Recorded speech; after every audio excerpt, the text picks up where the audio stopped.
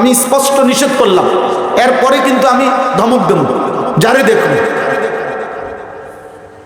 একজনও আর মোবাইল হাতে ধরে ভিডিও বা রেকর্ড করবেন না, এটা আমার পক্ষ থেকে নিষেধ, স্পষ্ট নিষেধ করলাম।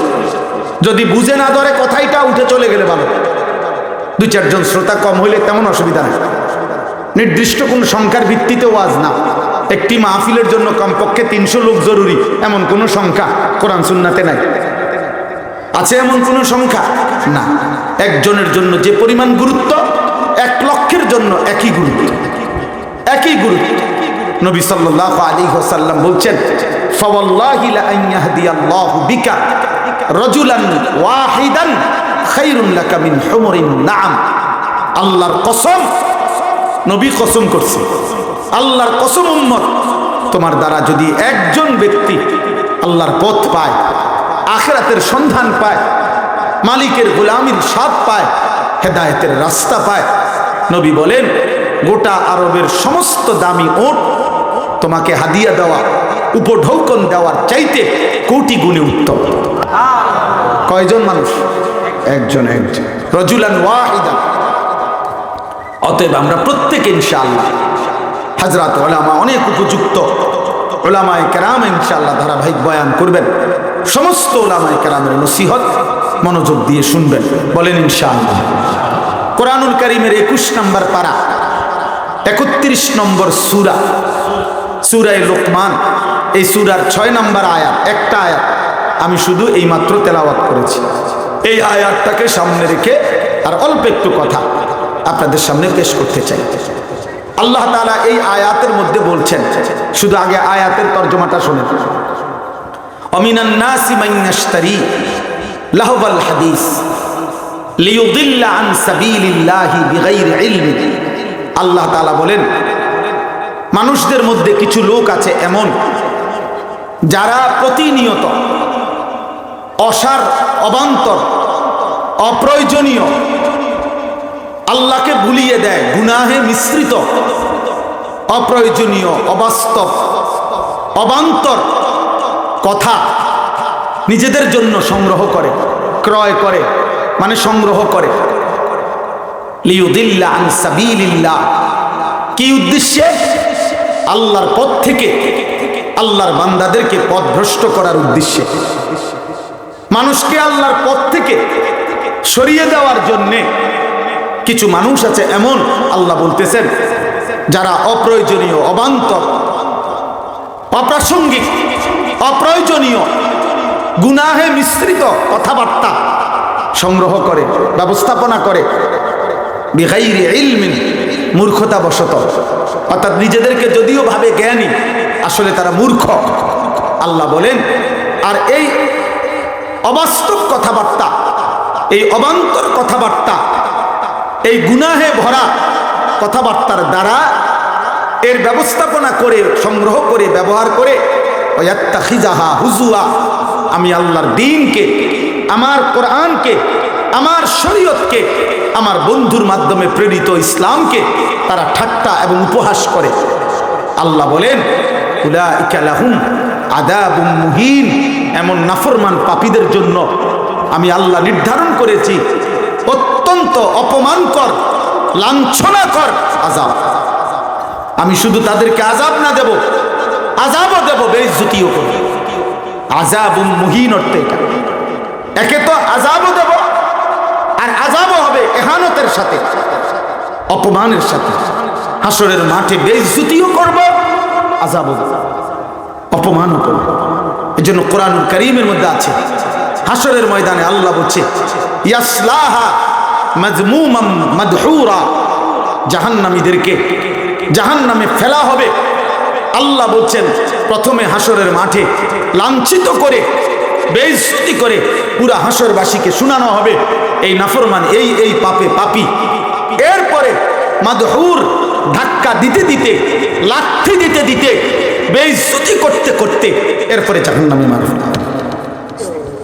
কোনো নাফরমান, কোনো পাপী ভদ্রচিত ভাবে পায়ে হাইটা ঠান্ডা মাথায় জাহান্নামও যাইতে পারবে না, জাহান্নামে। বরং মাদহুর অর্থ হলো ধাক্কা দিতে দিতে, হয় হাতে হোক, হয় পায়ে হোক। খুজুহু ফাগুল্লুহু। আল্লাহ তাআলা হাশরের ময়দানে বলবেন ফেরেশতাদেরকে, আমার নাফরমান বান্দাদেরকে ধরো, ধর তারে ধর, ফাগুল্লুহু, তারে বেঁধে ফেল, টাইট করে বান্ধিবি। সুম্মাল জাহিমা সাল্লু, এরপরে একটা লাথি দিয়া জাহান্নামে ফেলে দিবে। মার লাথি আনতে, ফুটবলের মতো লাথি দিবে, এক লাথির লগে যাতে নাফরমান জাহান্নামে গিয়া পড়ে। জাহান্নামে যখন ফেলবে, এবার আল্লাহ আবার বলবে জাহান্নামের ফেরেশতাদেরকে যে সে জাহান্নামের ফেরেশতারা এই নাফরমানের গলায় বা হাতে 70 হাত লম্বা আগুনের শিকল বাইধা কুত্তা যেমনে ঘুরায়, পুরা জাহান্নামে এই বেঈমানকে কুকুরের মতো ফাসলুকুহু, তারে ঘুরাইয়া পুরা জাহান্নামবাসীরে বলে দে ওর পাপটা কি। সুম্মা ফি সিলসিলাতিন যারউহা 70 যিরাআন ফাসলুকু, ওরে কুত্তার মতো গলায় শিকল লাগায় ঘুরা, পুরা জাহান্নাম ঘুরাবে। ওর পাপটা কি বলবি? দোস্ত, খামখেয়ালি মনে করেন না। ওই মালিক রহমান, ওই মালিক রহিম, তিনি গফফার, তিনি গফুর, এগুলো যেই আল্লাহর নাম, ওনার কিন্তু আরো কিছু নাম আছে, ওনার আরো কিছু নাম আছে। যিনি রহমান রহিম, যিনি গফফার, যিনি গফুর, তিনি কিন্তু জব্বার, তিনি কাহ্হার, তিনি আজিজ, তিনি যুনতিকাম, তিনি শাদীদুল ইকাব, তিনি সারিউল হিসাব, তিনি প্রচন্ড প্রতাপান্বিত, তিনি প্রচন্ড শক্তিধর, তিনি মহা শক্তিশালী, তিনি যুনতিকাম।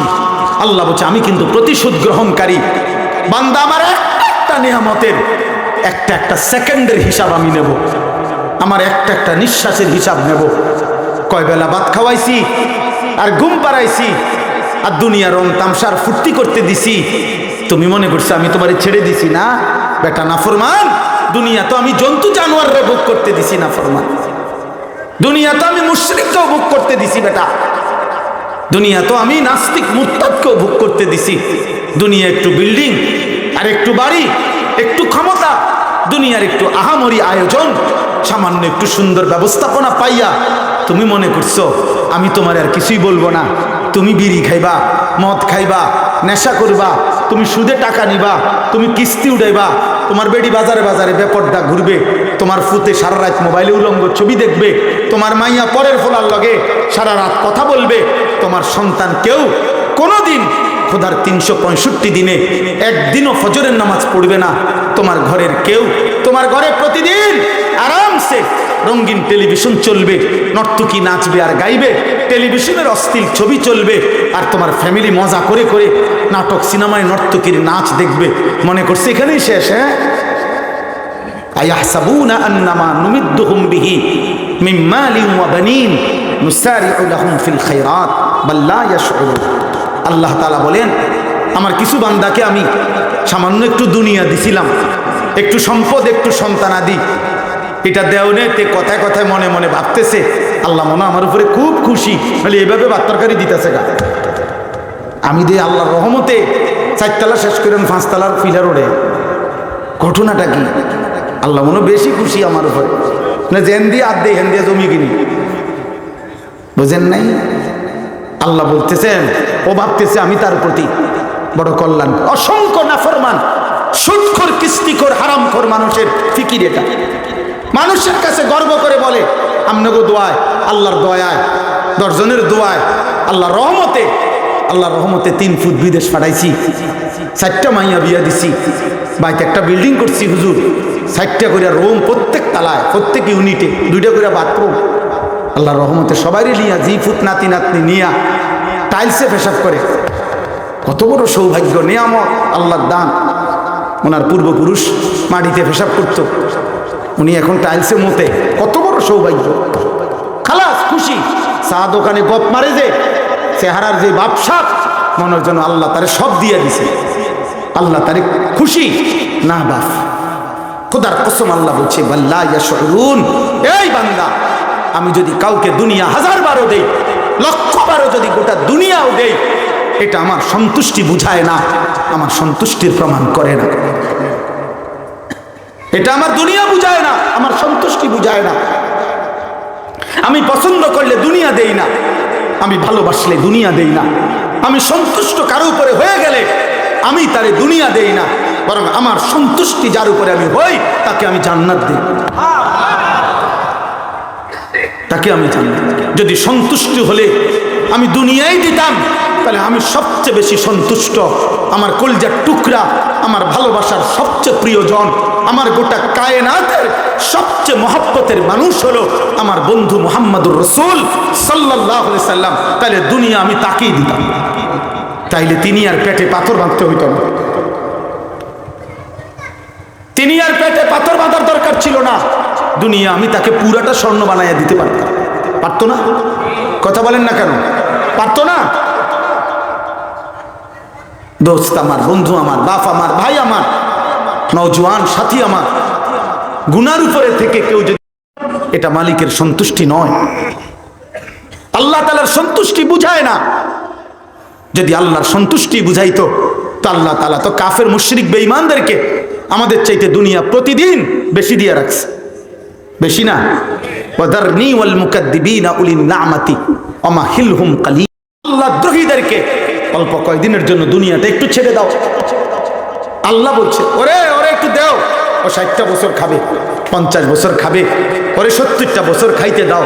তবে বান্দা তুমি ঘাবড়াইও না, চোখটা বন্ধ হইলে মোমেন আমি এই নাফরমানকে কবর থেকে নিয়ে আর অনন্তকাল হাসর আখিরাত মিজান ফুলসিরাত জাহান্নাম আর কোনো দিন এক ঢোক পানিও দেব না, এক লোকমা খাবারও দেব না। ও খায় না, ছেড়ে দাও দুনিয়া, ওরে ছেড়ে দাও। এজন্য দুনিয়া পাইলে আল্লাহ সন্তুষ্টি বুঝায় না। তাই কাফের মুশরিকদেরকে আল্লাহ দুনিয়া বেশি দিচ্ছেন। আমাদের দেশের 4তলা 6তলা বিল্ডিং হলে মানুষে বড় লোক কয়। ইউরোপ আমেরিকায় 4তলা 6তলা বিল্ডিং এ ছাগলও পালে না। ওইখানে শুকর পালে, যে ফার্মে শুকরের যেটা ফার্ম এটাও সেন্ট্রাল এসি, পুরাটা এসি। আমাকে দেশে এক রুমে এসি লাগাইলে বাপরে করতে এটা দেখছুনি কত বড় বড় লোক, অথচ এটার দাম 60-65 হাজার টাকা। এত বড় লোকের কি আছে? এসি একটার দাম 60-65 হাজার টাকা, এটা আহামরি কিচ্ছু না, কিছুই না এটা। তাইলে আমার পরিচিত একজন অস্ট্রেলিয়া থাকে ভাই, আমি হরে জিগাইলাম আপনি কি করেন অস্ট্রেলিয়া? কয় হেলিকপ্টার দিয়ে সার দেয়। হেলিকপ্টার দিয়া কি দেয়? সার দেয়, সার মানে প্রজেক্ট কোম্পানির হাজার হাজার একর মিয়া, এত এত লম্বা সবজির প্রজেক্টে এমনে সার দেওয়ার সিস্টেম নেই, হেলিকপ্টার দিয়ে কি দেয়? সার দেয়। তো তাইলে আমরা দেশে হেলিকপ্টার দিয়ে সার দিব কোন বছর? এই যে ফেব্রুয়ারির পরে, নির্বাচনের পর থেকে, ঠিক না? দেশ যখন উন্নয়ন হইয়া সবাই চাঁদের দেশে চলে যাবে, সবাই মঙ্গল গ্রহে ঘর দুয়ার করব, তখন কি হেলিকপ্টার দিয়ে সার দিব? তাহলে দুনিয়া আমাদের হবে না, বা দুনিয়া আমাদের বেঈমানের সম পরিমাণ হবে না। দুনিয়ার হিসাব করলে হবে না। আমাদের জন্য আখিরাত, আমাদের জন্য জান্নাত। অতএব এই সংক্ষিপ্ত কথাটা হলো এখানে আল্লাহ তাআলা বলছেন আমার কোরআনের বিপরীতে লাহবাল হাদিস, অবান্তর কথা, অপ্রয়োজনীয় কথা, গুনাহে ভরা কথা যারা সংগ্রহ করে নিজের জীবনে ব্যবস্থা, আল্লাহ বলছে তাদের জন্য বড় কঠিন আযাব। এখন এই অসার, অবান্তর, অপ্রয়োজনীয়, গুনাহে ভরা কথা বলতে কি বুঝায়? এই কথার প্রথম তাফসীর লাহবাল হাদিস বলতে প্রথম কি বুঝায়? সমস্ত তাফসীরের মধ্যে মুহাদ্দিসিনে কেরাম লিখছেন, মুফাসসিরিনে কেরাম, বিশেষ করে হযরত আব্দুল্লাহ ইবনে মাসউদ রাদিয়াল্লাহু তাআলা আনহুর উদ্ধৃতি দিয়ে উনি কসম করে, আল্লাহর কসম করে বলছে, ওয়াল্লাহিল্লাযী লা ইলাহা ইল্লা হুয়াল গিনা। হযরত আব্দুল্লাহ ইবনে মাসউদের মতো সাহাবী বলছে, ওই আল্লাহর কসম যিনি ছাড়া আর কোনো মাবুদ নাই, আর কোনো ইলাহ নাই, ওই আল্লাহর কসম করে আমি বলতেছি, লাহবাল হাদিস, অপ্রাসঙ্গিক, অবান্তর, অসার, অপ্রয়োজনীয় কথার এক নাম্বার হলো গান বাদ্য, গান বাদ্য। এই জন্য এই আয়াতের তাফসীরের মধ্যে আছে, এক মুশরিক কাফের নজর ইবনে হারিস ইরান থেকে একজন দাসী কিনে আনছিল, যে দাসী গান গাইতে জানতো, নাচতে জানতো, বাদ্যযন্ত্রের তালে তালে পুরান দিনের কিচ্ছা কাহিনী সুরে সুরে বলতো। আর সে লোকদেরকে ডাকতো যে মুহাম্মদের কোরআন না শুনে আমার দাসীর গান শুনো, এর চাইতে বেশি মজা পাইবা, কারণ গানও শুনবা, নর্তকীও দেখবা, বেহায়া মহিলাও দেখবা, সব মজা একলগে পাইবা। নাউজুবিল্লাহ। আল্লাহ এই নাফরমানের এই আচরণের জবাবে এই আয়াতটা নাজিল করছিল। আল্লাহ বলছে, বন্ধু আমি তাদেরকে কঠিন আযাব দেব। এই জন্য তাফসীরের মধ্যে লিখছে যে গান বাদ্য, নৃত্য, গায়িকা, নর্তকী, গানের আসর, বাদ্যযন্ত্রের ঝংকার যেখানেই হয় সেটা অকাট্যভাবে উলামায়ে কেরাম উম্মতের 1450 বছরের ইজমা, এটা হারাম, এটা হারাম, এটা হারাম, এটা হারাম। যেখানেই বাদ্য টুং টুং টুং টুং করে, যেখানে এটা ভক্তিমূলক আকার যে মূলকে হোক, হারাম। বাদ্য বাজলেই এটা এবারে যে করোর কথাই হোক, ওই কথা হারাম।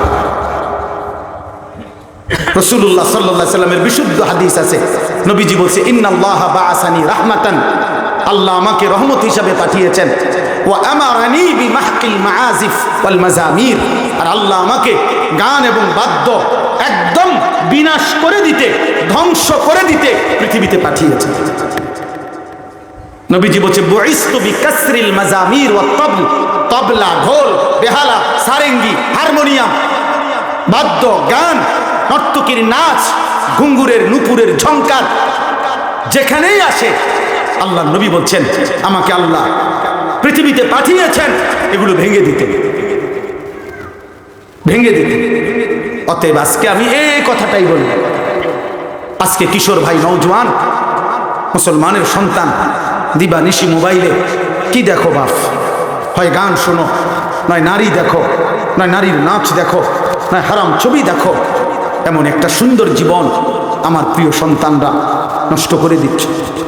ইমামে আজম আবু হানিফা, আমার কাছে আরবি কিতাব আছে, ইমামে আজম আবু হানিফা রাহমাতুল্লাহ আলাইহি বলছে, সিমাউল আগানি ফিসকুন ওয়া তালাদ্দুদু বিহা কুফরুন। ইমামে আজম আবু হানিফা রাহমাতুল্লাহ আলাইহি বলছেন, গান শোনা প্রকাশ্য পাপ, আর গান শুনে মজা পাওয়া, স্বাদ পাওয়া কুফরি। কি কুফরি? কুফরি।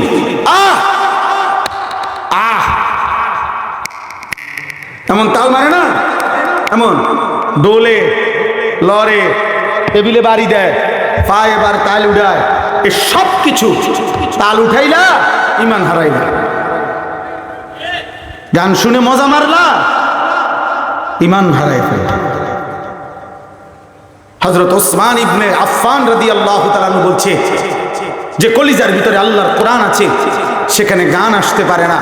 যে কলিজার ভিতরে গানের আগ্রহ আছে, ওই দিলে আল্লাহর কোরআন আসতে পারে না। লা ইয়াজতামিউল কোরআন ওয়াল গিনা ফি কলবিন ওয়াহিদ, ইম্মাল কোরআন ওয়া ইম্মাল গিনা। এক দিলে, একসাথে, একই অন্তরে গান এবং কোরআন একসাথে হতে পারে না, হয় কোরআন নয় গান। কোরআন বাড়লে গান চলে যাবে, গান বাড়লে কোরআন চলে যাবে, কোরআন চলে যাবে। ইমামে আহমদ ইবনে হাম্বল রাহমাতুল্লাহ বলছে, আল গিনা ইউমবিতুন নিফাকা ফিল কলব। গান শুনতে শুনতে ধীরে ধীরে অন্তরের মধ্যে ইমানের নূর চলে গিয়ে মুনাফিকের বীজ তৈরি হয়, মুনাফিক হয়ে যায়। নাউজুবিল্লাহ, নাউজুবিল্লাহ। কোরআনুল কারীমে আল্লাহ বলছেন, আফা মিন হাদাল হাদিসে তাজাবুন ওয়া তাদহাকুনা ওয়া লা তাবকুন ওয়া আনতুম সামিদুন। আল্লাহ ধমক দিছে, হে নাফরমান, আমার বন্ধু যখন আল্লাহর কোরআন পড়ে তোমরা হাসি ঠাট্টা করো, মজাক করো, মজাক করো, ওয়া আনতুম সামিদুন, আর গানে পড়ে থাকো, মুগনুন, গানে পড়ে থাকো, তোমরা একটু কাঁদো না। ঠিক আছে বান্দা, আমিও দেখব, আমি আল্লাহও দেখব, আমি আল্লাহও দেখব। আমার বন্ধু নবী সাল্লাল্লাহু আলাইহি সাল্লাম বলছেন, লা ইয়াকুনু ফি উম্মতি। আজকের নওজোয়ান তোমাদেরকে বলি দোস্ত, নবীজি বলছে খোদার কসম, লা ইয়াকুনু ফি উম্মতি, তিরমিজির হাদিস, আমার উম্মতের মধ্যে শেষ জামানায় তিনটা ভয়ঙ্কর আযাব আসবে। এক, খাসফুন, মাটি ধসিয়ে দেওয়া হবে। দুই, কাসফুন, পাথরের বৃষ্টি বর্ষিত হবে। তিন, মাসখুন, চেহারা বিকৃত করে দেওয়া হবে। সাহাবারা জিজ্ঞেস করছে, ইয়া রাসূলুল্লাহ, মাতা, এটা কখন হবে গো নবী?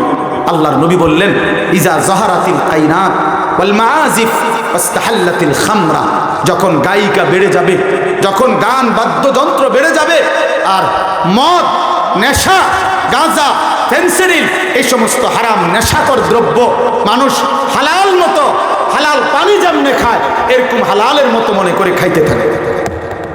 রাসূল বলছে, তখন জমিন ধসে যাবে, পাথরের বৃষ্টি বর্ষিত হবে, অসংখ্য নাফরমান বান্দার চেহারা বিকৃত হয়ে যাবে। গুনাহ চেহারা নষ্ট করে দেয়। অগণিত যুবক, 16 বছর 18 বছর মাত্র বয়স, প্রতিনিয়ত ইনসাফের দৃষ্টিতে, হে অভিভাবকরা, আপনারা আপনাদের ছেলেদের দিকে, ক্লাস 8-এ পড়ে, তোর কোনো নবী নাই?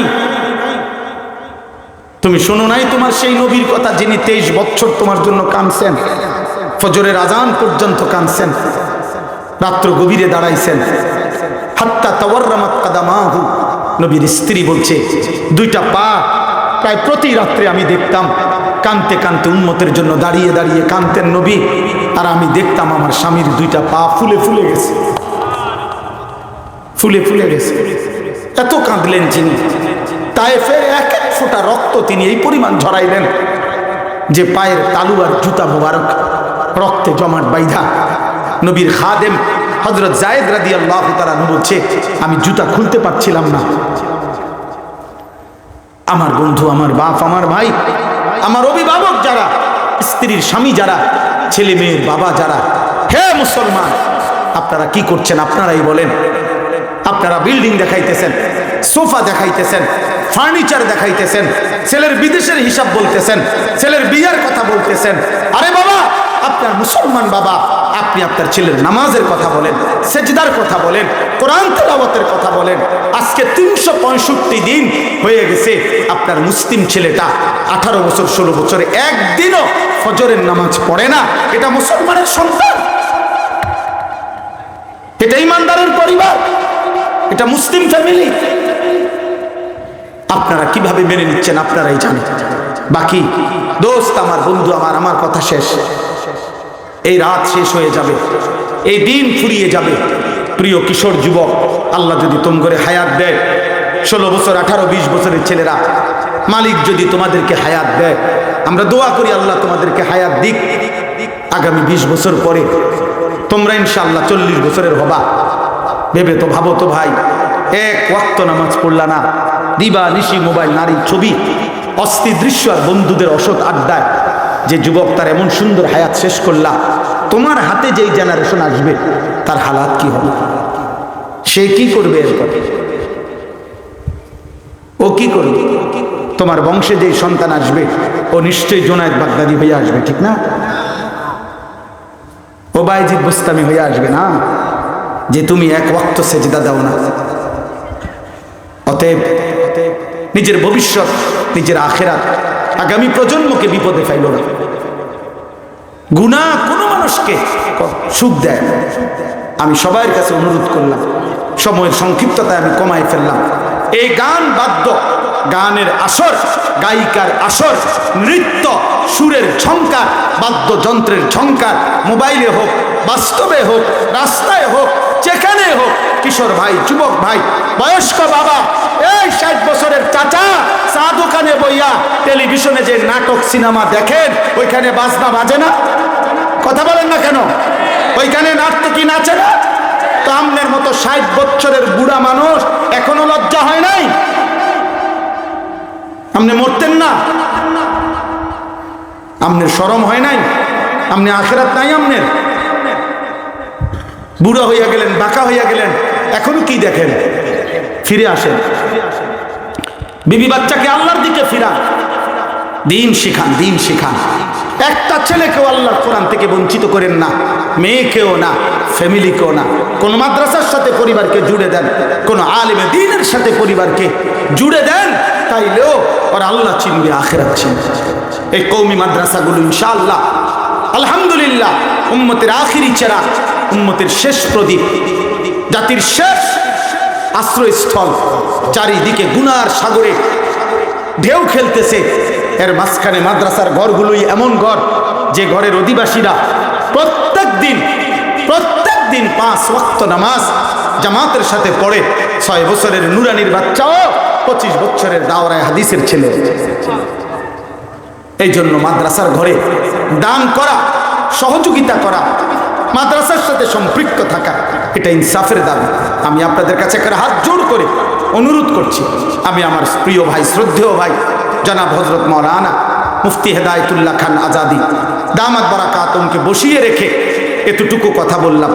আমার 2টা মিনিট 3টা মিনিট আপনারা মেহেরবানি করে আমি অনুরোধ করছি, আপনারা এই মাদ্রাসায় ফরদাবাদ কওমি মাদ্রাসা, আমি সবসময় জানি আপনারা মহব্বত করে দান করেন, প্রত্যেকেই টাকা পয়সা দিয়ে থাকেন, আমি এটা জানি। আজকে আপনাদের কাছে আমার অনুরোধ, সময়ের সংক্ষিপ্ততা, আপনারা যদি প্রত্যেকে যে যেভাবে নিয়ত করে আনছেন, আমি দিল থেকে বললাম, আপনারা ফিরাইয়া দিয়েন না, ফিরাইয়া নিয়েন না, বরঞ্চ আপনাদের দান, আপনাদের সাদাকা, আপনাদের নিয়তের যে ইচ্ছা করছেন এই টাকা আপনারা যদি মহব্বত করে এক্ষুনি আমাদের কাছে দেন, তাইলে বরকত হবে ইনশাআল্লাহ। সব ওলামায়ে কেরাম আছে। আমি 2টা মিনিট আপনাদের কাছে অনুরোধ করছি, লম্বা কালেকশন করা যাবে না, দিলেও 2-3 মিনিট, না দিলেও 2-3 মিনিট, দয়া করে একটু মহব্বত করে যারা নগদ টাকা এই মাদ্রাসায় আজকে দেওয়ার জন্য আনছিলেন, আল্লাহর ওয়াস্তে ফিরাইয়া নিয়েন না এই টাকা। আল্লাহ বরকত দিবে, আখিরাতের সামান হবে, আপনার পরিবারের নাজাতের উসিলা হবে।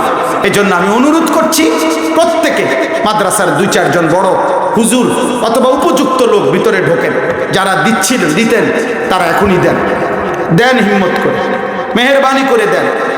যারা পরে দিবেন তারা বলেন।